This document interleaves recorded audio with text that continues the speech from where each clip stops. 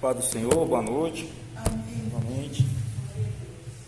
Muita alegria estar na casa de Deus, né? Ministrando a palavra.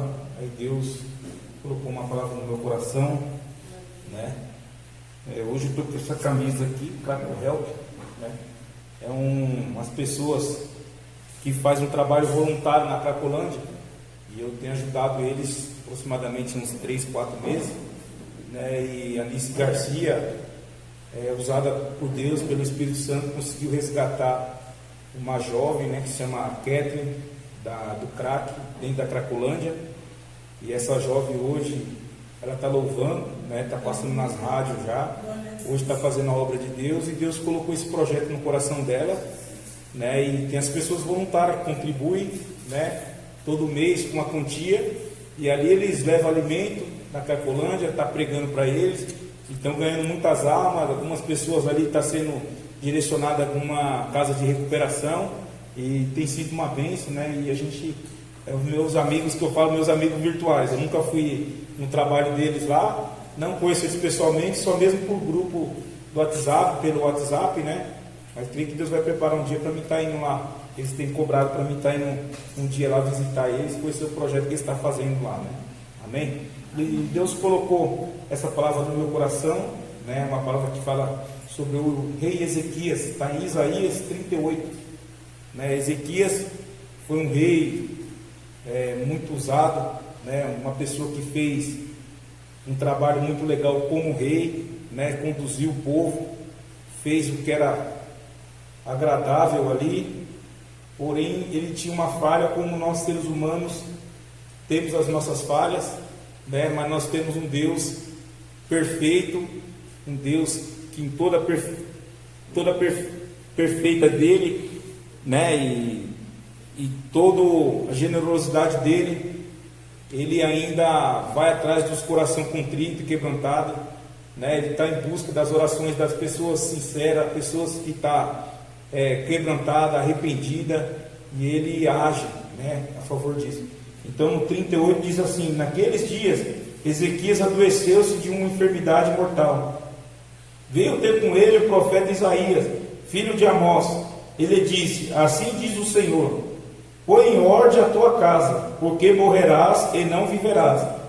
Então virou Ezequias o rosto para a parede e orou ao Senhor, e disse: lembra, Senhor, peço-te que andei diante de ti com fidelidade, com inteireza de coração, e fiz o que era reto aos teus olhos.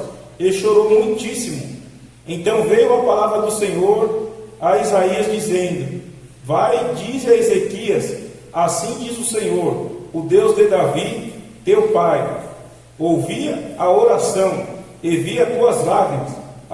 Acrescentarei, pois, aos teus dias 15 anos, livrar-te-ei das mãos do rei da Assíria, a ti e a esta cidade, e defenderei essa cidade.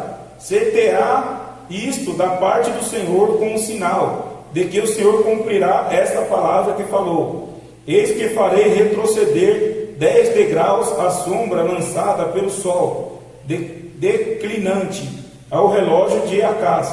Assim retrocedeu o sol os 10 degraus que já havia declinado. Amém, irmãos? Só até aqui.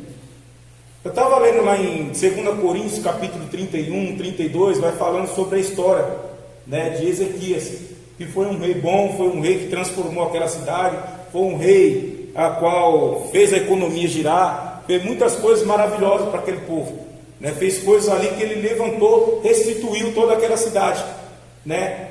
E aqui no 38 diz que naqueles dias Ezequias adoeceu de uma enfermidade mortal. Veio ter com ele o profeta Isaías, filho de Amós. Ele disse: assim diz o Senhor, põe a casa em ordem, porque morrerás e não viverás.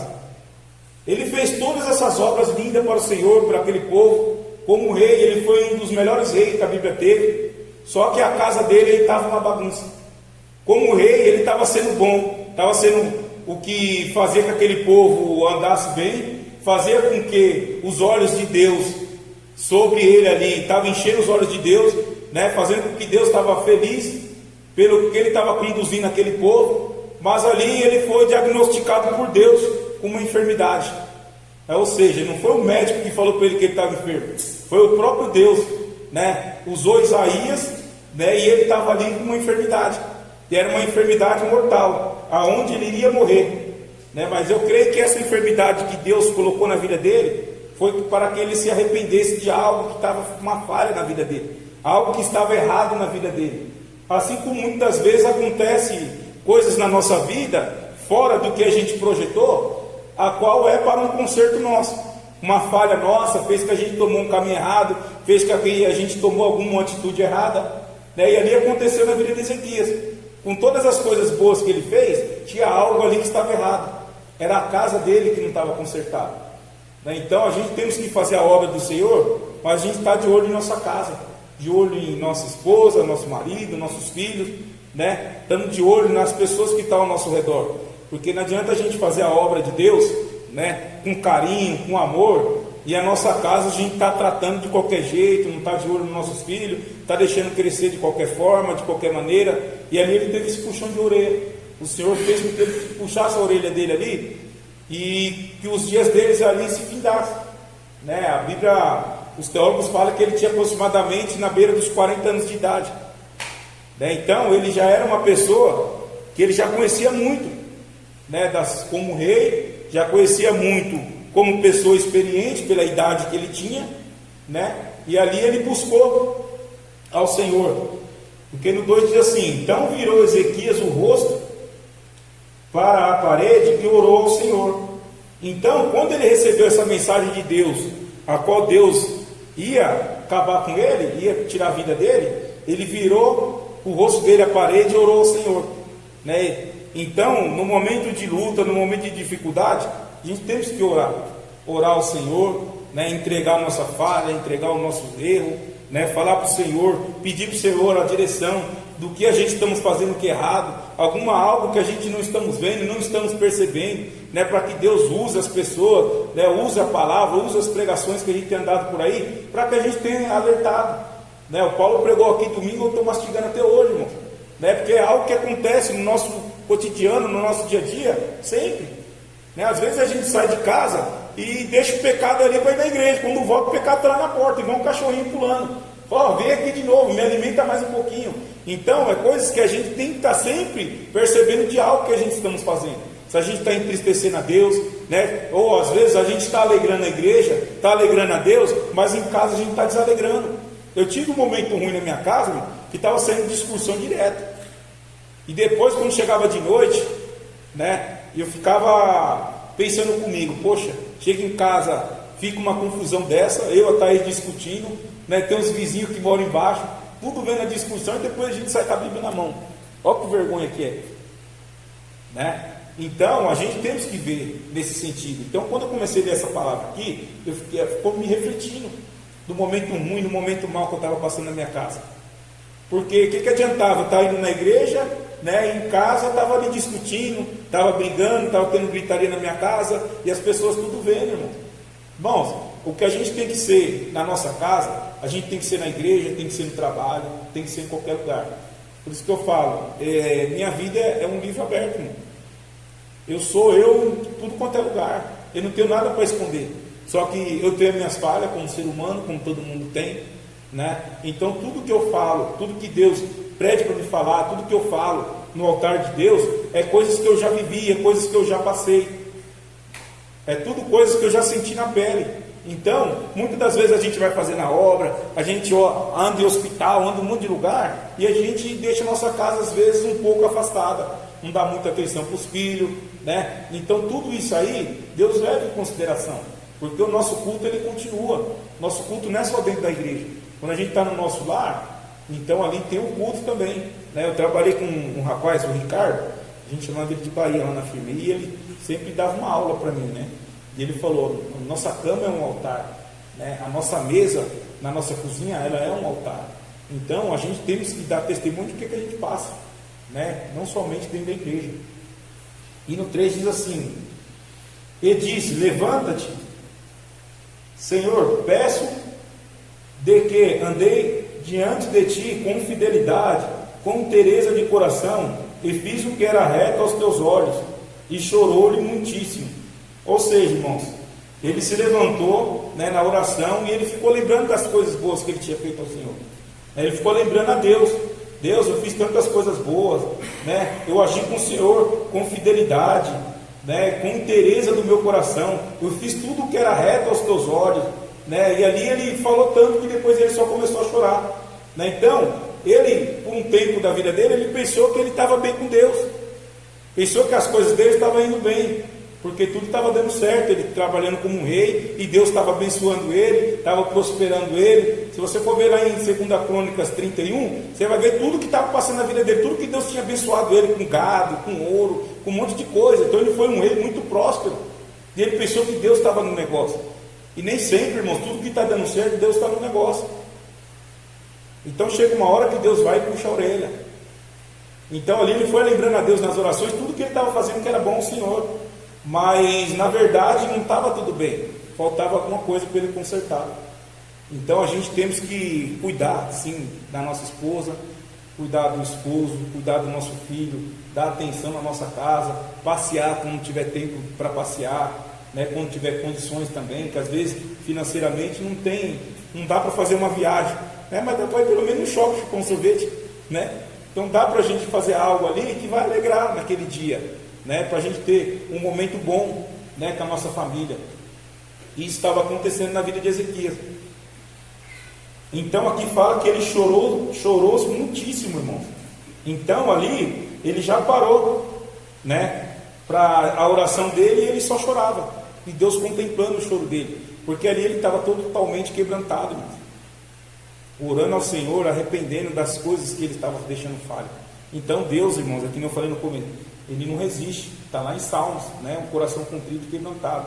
Então diante do Senhor a gente temos que ter sinceridade, a gente temos que levantar a mão e falar: Deus, eu não estou aguentando, né? Eu não estou aguentando, eu tenho algo na minha vida que está errado, tem algo que eu não estou conseguindo mudar. É diferente, irmãos, de você falar para Deus algo, você tentar algo que você não está conseguindo mudar na sua vida, do que você continuar fazendo assim habitualmente, sabe, sem remorso nenhum, né? A igreja vira como se fosse um lugar que você só tem uma simpatia pela igreja, mas na verdade a palavra de Deus mesmo a gente não leva assim à risca, não leva na sinceridade, não leva com compromisso a obra de Deus, a casa de Deus, a palavra de Deus. Então em tudo a gente tem que fazer com amor, até mesmo na hora que a gente não está aguentando algo que está acontecendo na nossa vida, a gente temos que ser sincero ao Senhor, fazer igual o rei Ezequias aqui. Ele estava com os dias dele contados já, irmãos. O Senhor apareceu para ele ali, e a morte ia bater na porta dele, porque Deus, irmãos, ele fala, ele cumpre. Mas só que a sua oração pode mudar algumas coisas, a sua sinceridade com Deus pode mudar algumas coisas no trajeto da sua vida. O seu arrependimento pode mudar algumas coisas que ia acontecer, porque aí Deus começa a agir na sua vida. Quantas vezes o povo de Israel se afastou da presença de Deus, mas eles foram lá e se arrependeram, e Deus mudou tudo, irmão. Sabe, a história de Israel ali, ela estava toda judiada, irmão, estava levando as coisas de qualquer jeito. Quando foi levantado um rei ali para organizar a cidade, Deus mudou. O mal que ia vir sobre eles ali, Deus tirou. Por causa do quê? Por causa do arrependimento. Quando Senaqueribe quis ali destruir aquele povo, Deus enviou um anjo. Creio que nessa oração aqui, ele ficou lembrando a Deus. Deus, o Senaqueribe já estava chegando, já tinha dominado o povo de Judá, e já estava na porta do povo de Jerusalém ali. E devia estar batendo na porta: agora eu pego vocês, agora eu vou dominar a cidade de vocês. E ali ele orou ao Senhor, Deus enviou um anjo, e matou 185 mil soldados de Senaqueribe. Um anjo só, irmão, olha a força que tem um anjo de Deus. Então se Deus mandar um anjo na nossa vida, imagina o que ele pode fazer, né? No momento de dificuldade, sei lá, algo que você está passando ali, um sufoco, igual ele estava passando nessa guerra. Então tudo ele estava lembrando. Você vê o tanto que ele tinha a aproximação dele, a comunhão dele com Deus, irmão. Então Deus era com ele, com Ezequias. Deus é comigo, Deus é com você, irmão. Sabe, se a gente está passando um momento difícil na nossa vida, abre o nosso coração para Deus. Fala: Senhor, me perdoa por tal algo, me perdoa por aquilo, me fortalece, né? Às vezes a gente está até bom, mas a gente está meio acomodado. Não estou fazendo nada, Senhor. Coloca o desejo, queima o desejo do meu coração de fazer algo para ajudar na sua obra, né? Às vezes aqui na igreja você vinha aqui limpar, fazer alguma coisa, você já está alegrando o coração de Deus. Às vezes você não sabe pregar, mas alguma ajudinha você pode dar na igreja, né? E assim você vai alegrando o coração de Deus, assim você vai fazendo a obra de Deus, né? E do mesmo jeito na nossa casa, porque às vezes pode ser o contrário, na nossa casa está tudo bem, mas a gente estamos acomodados e não estamos fazendo nada, nem na rua, nem no mercado, nem em lugar nenhum, a gente tem falado do amor de Deus para as pessoas carentes, para as pessoas que estão precisando de uma palavra de Deus. E no 4 diz assim: então veio a palavra do Senhor a Isaías, dizendo, então Deus usou Isaías ali, né, para estar indo conversar com Ezequias. Vai e diz a Ezequias: assim diz o Senhor, o Deus de Davi teu pai, ouvi a tua oração e vi as tuas lágrimas, acrescentarei, pois, os teus dias 15 anos. Olha, irmãos, para você ver o poder da oração. Na oração ela tem poder, irmão. Na sinceridade muda algo que poderia ser ruim, né? Então Deus fez com que Isaías voltasse lá novamente, né, para conversar com Ezequias. E ali ele profetizou, ele mandou tudo que Deus estava pedindo para dizer. E ali foi acrescentado mais 15 anos de vida na vida dele. Então, irmão, às vezes as pessoas mostram na rua aquilo que não é dentro de casa. Às vezes na rua a pessoa é uma coisa e dentro de casa a pessoa é outra. Então em todo tempo, por isso que eu falei, a gente tem que ser o que a gente é. Temos que ser transparente, né? Temos que ser sempre um servo de Deus onde quer que a gente for passar. É óbvio que às vezes a luta, a dificuldade deixa a gente meio cabisbaixo, isso é normal, irmãos, né? Deixa meio desanimado, deixa meio angustiado com algumas lutas, às vezes deixa a gente estressado, deixa a gente nervoso, mas isso não pode acontecer de a gente fazer algo assim que vai chatear e sair fora da direção a ponto de escandalizar o Evangelho. Então a gente tem que estar todo o tempo preocupado com isso também, né? No 6 diz assim: livrar-te-ei das mãos do rei da Síria, a ti e essa cidade, e defenderei essa cidade. Ser-te-ei a isto da parte do Senhor, como sinal de que o Senhor cumprirá esta palavra que falou. Então, como ele foi totalmente ali quebrantado ao Senhor, ele pediu um sinal para Deus, para que Deus ia fazer, como que Deus iria fazer essas coisas, para Deus dar um sinal na vida dele, a qual o Senhor ia acrescentar esses 15 anos para ele, a qual o Senhor ia dar vitória em algumas guerras. Então ele pediu um sinal para Deus, e Deus foi misericordioso ali, irmãos, e deu um sinal para ele, né? No 8 diz assim: eis que farei retroceder 10 degraus a sombra lançada pelo sol, declinarei no relógio de Acaz. Assim retrocedeu o sol os 10 degraus que já havia declinado. Então, irmãos, aqui se percebe que Deus mandou um sinal para ele, né? Deus estava fazendo retroceder o tempo, né? Porque naquela época eu creio que não tinha relógio ali, era pelo sol, era pelo tempo ali. E ele percebeu, Deus mudou o tempo, irmão, por causa de uma pessoa.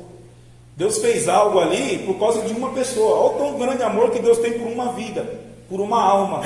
E muitas das vezes a gente não dá valor, o tão grande amor de Deus por nossas vidas, sabe? Às vezes a gente quer largar Deus, às vezes a gente fica chateado com Deus, às vezes a gente quer virar as costas para Deus e não dá a importância, o valor que a gente tem para Deus. Uma alma, que Deus pode fazer por causa de uma alma, irmão. E ele fez tudo isso daqui por causa do rei Ezequias. Então Deus, irmãos, ele contempla nossas orações, ele contempla o nosso choro, né? Ele está conosco 24 horas, ele sabe o que a gente precisa, sabe das nossas lutas, das dificuldades, sabe dos momentos que nós estamos passando, mas tudo é permissão de Deus que acontece na nossa vida, né? Tudo que acontece na nossa vida é Deus permitindo. A gente tem que entender esse processo, a gente vai entender só lá na frente. Por que de tal situação que a gente tem passado? Por que de tal situação que tem acontecido tal coisa? E Deus, às vezes, ele puxa a orelha mesmo para a gente estar nos consertando, né? Da mesma forma que puxou aqui na do rei Ezequias. Então, irmãos, essa palavra que Deus colocou no meu coração, depois vocês estejam lendo, né? Lá em 2 Crônicas, irmão, porque muitas coisas adiante disso daqui aconteceu, sabe? O profeta Isaías, ele era muito usado naquela época por Deus, né? E tudo que ele falava se cumpria. É que nem eu costumo dizer, o profeta daquela época não é igual de hoje em dia que sai falando baboseira aí, está tudo feito. Então, naquela época, irmão, se ele falasse algo ali, custava a vida dele, como custou na vida de Isaías. Sabe por quê? Porque Deus acrescentou mais 15 anos, está tudo mais na crônica. Acrescentou mais 15 anos na vida de Ezequias. Deus teve misericórdia da vida dele, irmãos. Só que desses 15 anos, ele não conseguiu consertar a casa dele. Sabe por quê? Porque Manassés nasceu. Quando o rei Ezequias morreu, que partiu os 15 anos, quem reinou no lugar dele foi o filho dele, Manassés. Sabe quantos anos Manassés tinha? 12 anos. Então 3 anos que se passou, o que Deus falou para ele que ia dar 15 anos de vida, com 3 anos depois nasceu Manassés. Porque quando ele morreu, Manassés tinha 12 anos. E Manassés, irmãos, foi um rei terrível. Está lá na Bíblia. Foi um rei terrível, a qual ele fez tudo e que desagradava a Deus.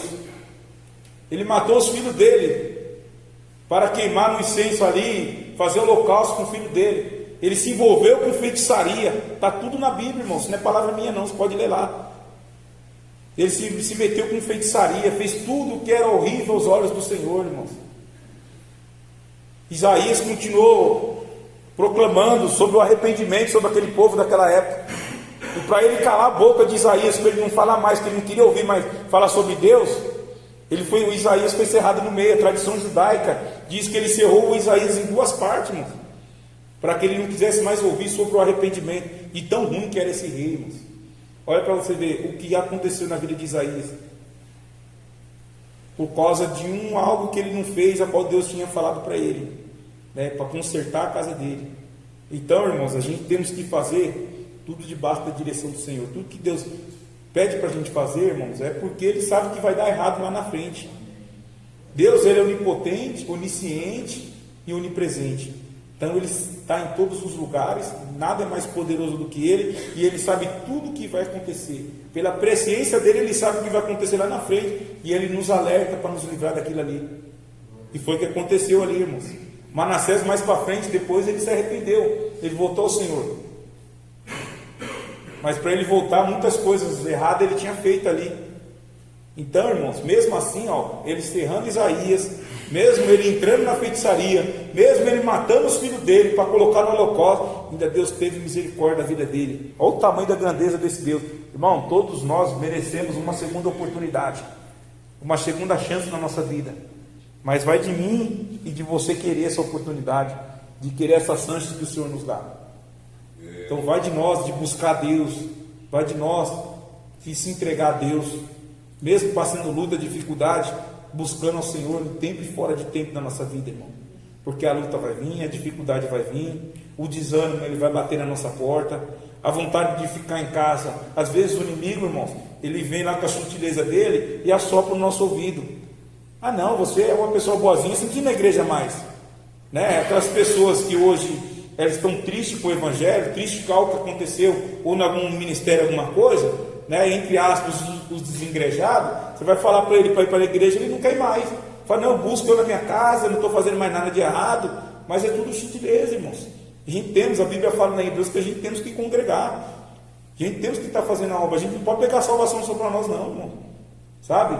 Esse algo precioso a gente tem que entregar para as pessoas, que é Jesus Cristo. Esse algo que nos perdoa do pecado, Jesus Cristo, irmão, a gente tem que passar para as pessoas.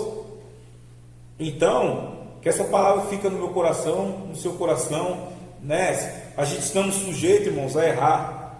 Nessa vida a gente errou muito já.